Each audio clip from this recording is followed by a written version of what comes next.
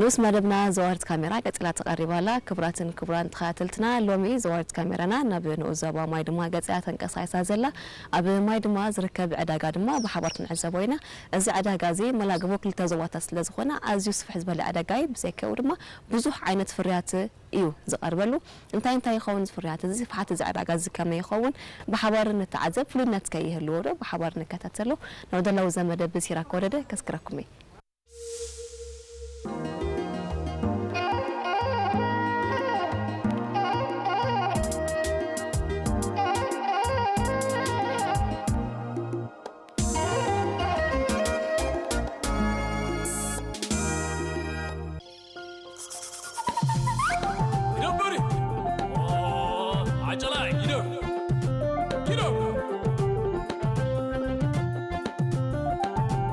صحي ጭራታታ ናብ መሬት ክትልኽ ምጀመረት ካብ ዝተፍላለየ አንፈዛ ከተማን ካብ ዛ ከተማ ወፃን ዝመጹ ነጋዶን ዓዳጎን ናብ ዕዳጋ ዛ ከተማ ይውሕዙ እቶም ዝተፍላለየ ንብረት ሒዞም በርባዕተ ማዕዘን ዝመጹ ሸቃጦን ዘድልዮም ንብረት ክገዙ ዝደሊ ዓዳጎን ኣብዚ ዕዳጋ ይረኸቡ ነጋዶ ንብረቶም ሸይጦም ዓዳጎ ኸኣ ዘድልዮም ንብረት ገዚኦም ነናብቲ ዝመጹ ለአንፈት ክኸዱ ይረኣዩ እዚ ዕዳጋ ብዕዳጋ ማይ ድማ ይፍለጥ ሓደ ካብቶም ሰፋሕት ዕዳጋታት ሃገርና ምዃኑ ድማ ይእመነሉ عيني مليء لك ريلة بايت أخرك سلبيلة رسك الخبر سعيرة زيكات متعينو كان بلو عيني مليء لك ريلة بايت أخرك سلبيلة رسك الخبر سعيرة زيكات متعينو كان بلو ኣብዚ እዋን እተን ምስ ዕዳጋ ተጎዝጊዘን ዝሰርሓ ብቴንዳን ዕንፀይትን ዝተሰርሓ እንዳስዋታትን እንዳሻህታትን ንዓማዊል ብዝስሕብ ምድሪ ቤተን ማይረብሪበን ብምኹስታር ትሕዝተን ቀሪበን ብፍሕሽዋ ገባብ ኣጋይሸን ይጽበያ ዓማዊል ከኣ ከከም ደስ ዝብሎም እንዳኹስቶ ንዓናይ እንዳኹስቶ ባይ ሓይሽ እናበሉ መሪጾም ናብ ዝምችኦም ገዛ ይኸዱ ኣብዚ ኣጋጣሚ እቶም ኣፈም ከይከፈቱ አንጊሆም ናብ ዕዳጋ ዝመጹ ብቕጽበት ናብ ቴንዳታት ከላግሱን ከለዉ እቶም ቅድም ስራሕና ክንውድእ ዝበሉ ነጋዶ ይኹን ዓዳጎ ግን ምስ ረፈደዮም ዝመጹ ኣነ እየር ታረቀ በሃል ተቐማጢት ከተማ ማይድማ ብጣዕሚ ብዙሕ ህዝቢ ዘለዋ እያ በትምጻእ ናይ ኩሉ ጠርናፊ ዝኾነት ከተማ እያ ብየማን ምጻእ ብጸጋም ምጻእ ብደንበላስ መጽእ زايدو كل ما بزركب أبزر يركب كتا يلن نقرأك نحن دما بتن دموسو عماويل حنقو فايلنا تقبلنا خا درار إلتنا درار نحجنا نجزانا نمت صبق علينا من قصنا يقملنا أنا سواس أمو عماويل كخبي بوتات درود سبرا وسخا سمرو در هلاس أجرو عدو خالا عند أجرجس كله زيادة تطرنا في يلن صبقي ولا حنت قدلو بلن صبقي الحر بيلكا كل قربنا كل قربي هزب ختمه كل شقات اي شقرت زقرب شقرت قرب اخلي زقرب اخلي قرب الا بقع زقرب الا بقع قرب ماسي بزح صبقي زهلخ صبق كاي زقرب بليچا زلو ماسته حنت حموس اندي عداغانا نت هزبي بتمصا سلت كبلنا حموس كاب كله ختماتات ارترا ما يدما ملعل اللواء يخبل زخل مخنياتو أبزي طفي يزركب أنا تخلع بسفانة سبحال عديكا أبزي صلما عد حربه هجي أنا ممسي تريد قزية مسي نقادايكا هجي تريد كبيرة مالو هجي لومي أبزي دلنا ساعات كبيرة مالو هجي بعراي نايم بتري تريد صبغة سقا 10 نقول له مالنا أبزي سقا 10 ما كلاي شمنته كون بلا صبق ندحرو خوين دما كسا 10 تغلته قداماي بعراي كن سقا 10 ناي متري ناي سقا دماني ككم كبددو هجي كبيد ناي سقا خوين سقا 10 6 بصحي مابزي حامس كل شاد مص ولا تخون بياو نورده هذا 10 عامات اب قدلي يالاك شي صني حنبر قدم ماي دما زغي تسرح خلو ابز دعر خلو يعني دي بالنره أبدا بزي بقينا هلت نبور دي بالله ما يدما كله يدركوا بزي أدقنيت الكان نبور دي بالله بزي كله ما يدما تصبويو نسرح تصبوق سواوين بحامش قرشي أنا ستبزي أبير ترى مولو حامش قرشي يلن ما يدما خم تريد لغشة الله وكله له بزي دمبلاس زغلو كساب كله سكاب تحتي دمبلاس بزي مت بزي زخلق حين مص بزي سقاب تخمبيا كاب تخمبيا تغزي طري تابزي داتو كاب شامبقو كاب كل تاراري نابزاتو زي عد زي ودب تبال نغيره كان سبادا بزي كاب تخمبيا زخلو تمص بزي دقم حرخ يترف شقاطاي تمص مندفرا زي كل سمرا ابزي ادي مصمو يلن كامولي ارترا درغا سباب زمصي ዕዳጋ ማይ ድማ ኣብታ ንዞባታ ደቡብን ጋሽባርካን መራኸቢ ዝኾነት ከተማ ማይ ድማ ተደኪና ስለ እትርከብ ፍርያት ናይ ክልተ ዞባታት ዘይሰኣኖ ዕዳጋ እዩ ፍራዋ ሃብቶም ይበሃል ኣካል ስራሕ ምሕዳር ከባቢ ዓዲ ጋባኤ ኣብዚ ናይ 7-8 ዓመት ኸውን ኣብዚ ዕዳጋ 7-8 ዓመት ኸውን ሰሪሐ እወ እዚ ዕዳጋና ካብ ርሑቕ ናይ ጋሽባርካ ካብ ዞባ ደቡብ ዝደልዩን ዝህቡን ማለት ዝገዝኡን ዝሸጡን ስለ ዝመጽዎ ዕዳጋና ብልክዕ ዓቢ ዕዳጋ እዩ ኩሉ ቆጢርካ ወይ ነይትውድን ማለት ሲ ብዛዕባ ብእኽሊ እንተኮይኑ በዛ ብዛኣነ ዘለኹ እዋን ተሪእና ኩሎም ዓይነት ይእካል ናይ ውሽጢ ሃገር ኩሎም ኣብዚ ኣለዉ ናይ ቅብእ ኣሎ ጥረታት ኣሎ ይእካል ኣሎ ናይ ውሽጢ ሃገር ዝበሃል ጥረታት ብምሉእ ኣብዚ ኣሎ ሕጂ ንኣብነት ኣብዚ ከባቢና ዝፈሪ ማሸላ ዳጉሻ ጣፍ ካብ ከበሳ ናብ ዝገጹ እንደገና ክሸጡ ኢሉ ድመጽእ ሰበረ ዓተር ባለንጓ ይመጽእ ካልእ ኩሉ ኣብዚ ላይ መጽእ ነገር የለን ስለዚ ክንዲዚ ኢልካ ክቆጽሮ ሰብ ዝበልዖ ድኾነ ኩሉ ብዝዕዳጋና ኣሎ ብፍርያት ናይ ዝውሽጢ ከባቢና ናይ ንኡስ ዘባና ማሸላ ካብ 8 ክሳብ 9 ብዓይነቶም ይፈላለዩ ፍኹስ ዝበሉ በብዓይነቶም ካብ 8 ክሳብ 9 ንኺሎ ዳጉሻ 15 በዛ ሕጂ ድገዝኣ ዘለኹ ጣፍ 21 ክሳብ 22 በብዓይነቶም ስለ ዝኸዱ እዚኦም ጥረታት ካብ ላዕሊ ስለ ድመጹ ሰበረ 20 ባልዶንጓ 21 ዓይኒ ዓተር 17-18 ጽቡቕ ኣጋጣሚ ብርስን ዊና ኣለና ብርስን 26 ንኺሎ ከምዚ ይሽየጥ ስርናይ 17-16 ፈረቓን ዊን ሸይጢና ደበር ማለሲ በዚ ብታሕቲ ጋሽባርካ ድመጹና እኽልዮም ደበር 17-16 ፈረቓን ብኺሎ ከምዚ ንሸይጥ ነጋዶ ወይ ሸቃጦ ካብ ዝተፈላለዩ ኣንፈት ናብ ዝዕምር ተባሂሉ ዝፍለጥ ዕዳጋ ማይ ድማ ይሳግሙ ምስቶም ክዕድጉ ኢሎም ካብ ዝተፈላለዩ ቦታታት ናብ ዕዳጋ ዝመጹ ዓዳጎ ኸኣ ብቐጥታ ይራኸቡ ማናይ ፍስስ ሰናይ ሰናይ ዘበን ሽሻይ ተኾሚሩ ሰናይ ዘበን ማኣዲ ቅረብ ሰናይ ዘበን ሓንዛር ተዳጊሩ ሰናይ ዘበን ርሑቕ ኣይኮነ ሰናይ ዘበን ስራሕ ምስጢሩ حراي سمي هايل صحيح هبت بال عبد عدي عبي نرجع بهزاني مزبزي عبي إذا ختما ما يدما كم سوري إذا لها معروقي سفح زخنا إذا قال له كل نجر كم سوريو بزح تقلقلاين أقلقلاين دلو ختماي ختما ما يدما سلازي تايم وابزين قاحو سقاب ولا زدل خيو عيسني خالو بحصور كابت خالو كبابينا ويكاب على كابزن لعلولس دحسر داغالو قاحو خون دورهون كابت استحاده كله ابزي تدوريرو دحدر حزبي مالتيسي قاحو شيت كاريخا قولو شيت كاريخا تيل شيت كاريخا بغتا كاب وفاراي وي كاب زطري تيل تركب دورو تركب كم مانغوس زيتون دا مسألة عبز خباب الله مالسي جي زيتون فوريلو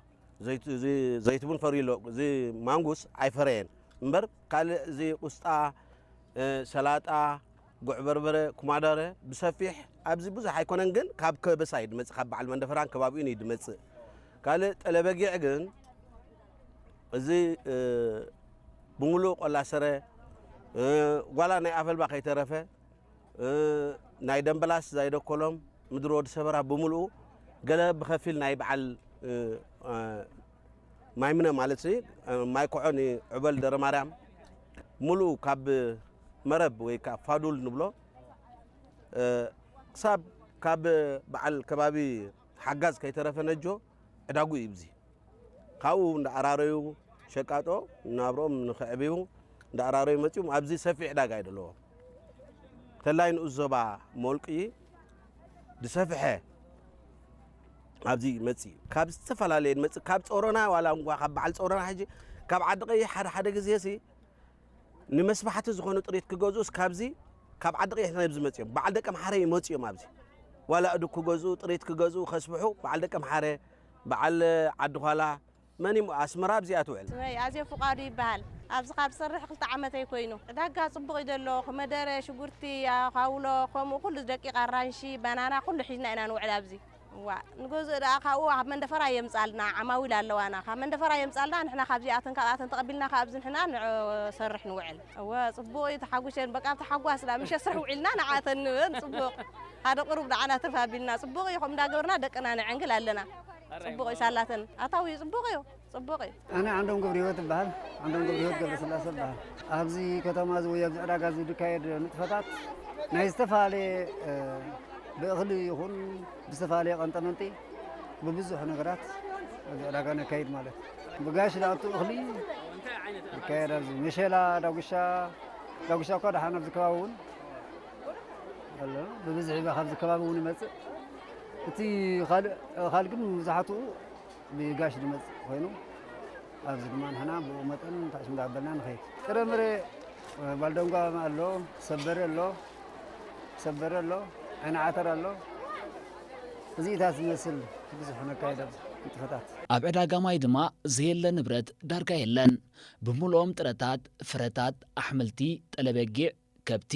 ካብ ዝተፈላለዩ ኣንፈት መጺኦም ኣብዚ ዕዳጋ ይዓርፉ ንዓዳጊኦም ብዝዕግብ መዳይ በብዓይነቶም ተቐሪቦም ከዓ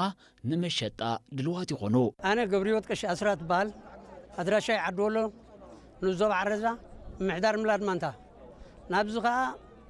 ጠለበጊዕ ሒዘ መጺኽ ሸይጥ ጠለበጊዕ ሒዘ መጺ ኣባጊዕ ሒዘ መጺኽ ሸይጥ ጠለበጊዕ ጽቡቕ ኣሎ ከም ኩነታቱ እዩ ጠለበጊዕ ትዝለዓለ በጊዕ ጽቡቕ በጊዕ ተዳ ኮይኑ 220 ተሚትን ማለት እዩ እንተዳ ከም ኩነታቱ ኮይኑ ካኒ ጽቡቕ በጊዕ 800 ሽየጥ ጤል 700 ጽቡቕቲ ጤል ትሽየጥ ክሳብ 2000 ትሽየጥ ጽቡቕቲ ላም 11 ትሽየጥ ዕዳጋ ማይ ድማ ናይ ብሓቂ ጽቡቕ እዩ ንዝሸይጥን ንዝገዝእን ጽቡቕ ዕዳጋ እዩ ሙቹ እዩ ዘድልየካ ክትረኽበሉ ትኽእል ዕዳጋ እዩ ነጋዶ ተዳ ኮይኖም ካብ ሻምቆ ካብ ዑበል ዓዲ ክሳብ ውንጃሓይ ከይተረፈ ናብ ዕዳጋ ማይ ድማ ይቕርብዎ ሙቹ ዕዳጋ ማይ ድማ ኣብ መስመር ስለ ዘሎ ትዝለዓለ ዕዳጋ ልና ኢና ንግምቶ ንሕና ኣብ ማይ ድማ መጺኻ ዝደለኻዮ ከም ትረክብ ኣይጠራጠርን ኢኻ ኣብዚ ዕዳጋ ወላ ሓንቲ ኣብዚ ዕዳጋ መጺኻ ኣብ እንስሳታት ዝኾነ ይኹን ኣይትስእን ኢኻ ገመል ኣሎ ብዕራይ ኣሎ ጤል ኣላ ላም ኣላ ኣድግላ ዝኾነ ይኹን ኣብዝሎ ኣነ ጸጋይ ንጉሰ ሃብተ በሃል ኣባል ካኒ ንስራሕ ረሸ ኣነ ግን ኣብዚ መምፅኤ ካኒ ብዕራይ ክሸይጥ ኢለ መፅእ ማለት ኣብዚ ካኒ ናይ ብሓቂ ንስ ዘሎ ዕዳጋ ኣብቲ ዝዋዕለ ዕዳጋ ሸይጥና ድሓን እዩ በዚ ዘሎ ዕዳጋ ድሓን ፅቡቅ ሸይጠ ማለት እየ ፍሉይነት ብጣዕሚ እቲ ናይ ንግዲ ናይ እንስሳሲ ብጣዕሚ ብዝተፈላለየ ኩርናዓት ስለ ዝመፅእ ኣብዚ እቲ ህዝቢ እዩ ኣብዚ ክሸይጥን ኣብዚ ክገዝእን ናይ ብሓቂ እዛ ዕዳጋ ናይ ማይ ድማስ ብጣዕሚ ፅቡቕቲ ዕዳጋ እዚኦም መምፅኦም ካብ ጋሽ ባርካ ኮይኑ ካብ በዓል ኣንተሮ ካብ በዓል ተሆምብያ ካብ ሻምቆ ከምኡ ካብ ሞልቂ ካብ ጋሽ ባርካ መብዛሕትኦም ዝመፁ በዚ ካብ ጋሽ ባርካ እዩ ናይ ብሓቂ ይመፅእ ቅድሚ ሕጂ እውን ኣብዚ ፍትን ነርአ ናይ ጣል ይሽቅጥ ነርአ ሕጂ ግን ምዚ ናይ መንግስታዊ ምዃን ግን ቆረባ ቋርጬ መሪ ኣነ ይሽቅጥ ነርአ ኣብዚ ይፋትን ነርአ ዕዳጋ እውን ፅቡቕ ናይ ብሓቂ ከምዚ ናይ ማይ ድማ ዕዳጋ የለን ብጣዕሚ ዝምስገን እዩ ኣብዚ ጀካ እቶት መሪ ሳራ የብሉ ንሓን ዕዳጋ ፅቡቕ ዕዳጋ እዩ ካብ ደንጀን ትበሃል ኣብዚኣ ደንጀን ዞ ዓረዛ ሰናይ ዘበን ርሑቕ ኣይኮነ ሰናይ ዘበን ስራሕ ምስጢሩ ሰናይ ዘበን ወኒ ዓሪ ጎባይ ንዓዶ ተስፋ ስየለየ ዓይነይ መሊእለይ ዕዳጋ ማይ ድማ ካብቲ ብብዝሒ ኣብ መዓልቲ ቀዳም ዝካየድ ዕዳጋ ወፂኡ ኣብ መዓልቲ ሓሙስ ዝካየድ ብምዃኑ ካልእ ብልጫ ናይዚ ዕዳጋ እዩ እዚ ሕጂ ቀደም እንታይ ብሉ ዓበይቲ ብዚ ዓበይቲ ክብልዎ ንሰምዕ ማለት እዩ ሓሙስ ኣይተዘረበትን ዕዳጋ ሓሙሲ ኣብ ከባቢና የለን ቀዳም ረቡዕ እውን የለን ሕጂ ድርብ ኣይኮነትን ሓሙስ ዝበሃል ዕዳጋስ ኣብ ማሽግ ልትበሃል ቦታ ኣብ ንእስ ዘባል ዓላይጋሽ ኣብ ጓሮ ሓሙስ ኣላ ስለዚ ኣብዚ ከም ንግደት እዩ ዝኸባብ ድፍለጥ ሓሙሲ ከም ንግደት ሓሙስ ክትከብር ከም ደበለዋ ቀሽ ድሜጥሮስ ነብሪድ ቀሽ ድሜጥሮስ ገብረ ማርያም ሲ ሓሙስ ልክዕ ከም ንግደት ክትርአ ከም ደለዋ ተዛሪቡ ገለብሉና በዓል ቤባሽ ሃብተ ደሱ ዓደይ በዓላ ብላ በዓላ ይብላ እስቅያስ ከብተ ናውተ ድበሃል ዓበይቲ ወለድና ብሓጎታትና ኣበይ እስቅያስ እዚ ዓዲ ሃብታም ዓዲ ምዃኑ ብትንቢት እውን ብቀደም ብዓበይቲ ሃብታም ምዃኑ ይግለጽ እዩ ስለዚ ሲ ሓሙስ ብምዃና ሓሙስ ጠቕላላ ኣይውኩርኒ ተኸባቢት ህዝቢ ልሙዲ ቀዳም ወይ ሰንበት ተትኸውን ነራ ምመፀዶ ኣይምመፀን ንሓሙስ ኢሎም ይድዋ ቀደም ብሓሙስ እዩ ኣብ ሓጎታትና መሪቖም ማፀኒሖም ብኡ ከዓ ንቕፅል ኣለና ብልጩ መዓልቲ ዕዳጋና ሓሙስ ምዃኑ ሰሉስ ኣብ ዕዳጋ ዕበል ድዋዓለ ኣብ መልቁ ድዋዓለ ቀዳም ኣብ ሻምቡቆ ድዋዓለ ባሮንቱ ድዋዓለ ኪድ ክሳብኒ ኔው ታሕቲ ክሳብኒ ኣንተረ ዝዋዓለ ቀዳም ናኡ ውዒሉ ሓሙስ ናብዚ ዕዳጋና ይርክብ እዩ እስቲል ካብዚ ተገዚኡ ከዓ ዕዳጋ ቀዳም ንመንደፈራ ንእስመራ ንድባርዋ ተሪሎም ከዓ ንቀዳም ከርክቡ ካብዚ ዝተገዝኡ ንቀዳም ከርክቡ ዕድል ይረኽቡ እዮም ስለዚ ንሕና ዕዳጋና ሓሙስ ምዃኑ ብጣዕሚ ጽቡቕ ብልጭ ኣለዎ ይብል ኣለ ዕዳጋ ማይ ድማ ነቲ ከተማ እውን ከም ዝንቀሳቐስ ስለ ዝገብሮ ኩለን ወሃብቲ ኣገልግሎት እታ ከተማ ኣብ ንጡፍ ስራሕን ዝጽመዳ ናይ ስራሕ ዕድል ንኹሉ ሰብ ክኸፍተሉ ይኽእል እዩ ዕዳጋ እንተልዩ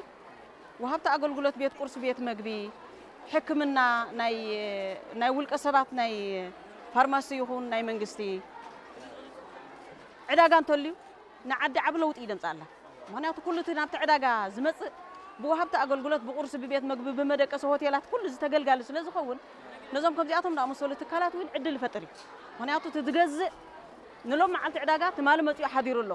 ሎሚ መሰስለጠ ደይከደውን ንፅባሕ ክኸይድ ኢሉ ክሓድር እዩ ስለዚ ወሃብቲ ኣገልግሎት ኩለን ትካላት ክንቀሳቐሳ ክሰርሓ ይኽእላ እዩ እዚ ዕዳጋ እዚ ብምህላው ስለዚ እዚ ይብል እዚ ምዕባለና እዚ ምናልባት ሕጂ ከምቲ ቅድሚ ሕጂ ዝነበሮ ኣይኮነን ደሎ ጾም ስለ ዝኾነ ጾም ረመዳን እዩ ጾም ረብዓ እዩ ከምኡ ስለ ዝኾነ ምእኹት ኮይኑ ኣይተረኣየንን ኣነ እዚ ዕዳጋ ምክንያቱ ዝሪኦ ዘለና ዓለቕለቕሲ ፍርቂ እዩ ንዓይ ሕጂ እቲ ዕዳጋ ምዕሩግ ምዃኑ ካልእ ዕዳጋ ከብቲ እዚ ትሪኦ ዘለኻ ዕዳጋ ናይ ዕዳጋ እኽልን ኩዳርን ጽቡቕ እዩ ዘለዎ ማለት እየ ዕዳጋ ከብቲ ኣብ ማእኸል ናይ ህዝቢ እዩ ዘሎ ዕዱል እቲ መሬት ዝተራገፈ እምኒ ኣለዎ እቲ ዕዳጋሲ ዋላ እቲ ኣታዊታት መንግስቲ ክረክብ ተዳ ኮይኑ ሓደ ምዕሩግ ዕዳጋ ናይ ከብቲ እንድሕር ደኣ ጌርና ኣታዊታትና መንግስትና ይኹን ኩሉ ምዕሩግን እኩብን ይኾነልና እዚ ተረኺቡ ዘሎ ፀጋ ኣብ ውሽጢ ዓድኻ ካብን ናብን ሰሪሕካ ትነብረሉ ፀጋ ቀሊል ፀጋ ክሳብ ዘይኮነ ተገልጋሊ ኣስተውዒሉ ኣየነይተ ንዕኡ ተገድሶ ክገዝእ ይላቦ እቲ ኣገልጋሊ ወይ ተሸቃጢ ንብሎ ከዓ ብልክዕ ነቲ ህዝቢ መጠነኛ ዝኾነ መክሰብ እንዳረኸበ ነፍሱን ከይጎድእ ስርሑን ከይጎድእ ንህዝቢ እዚ ኣገልግሎት ህዝቢ ዝህብ ትካል ክሳብ ዝኾነ ኣገልግሎት ህዝቢ ክንህብ ካብ ነፍሰይ ጀሚርና በዚ መዓልቲ እዚ ጽቡቕ ኣጋጣሚ እዩ ደጊምና መጽባዕ ክናወቱ ንደሊ عيني مليء الليل كريلة بايت أخرك سلبيلة رسك خبر سعيرة زيك متيلو كان بلو عيني مليء الليل كريلة بايت أخرك سلبيلة رسك خبر سعيرة زيك متيلو كان بلو ور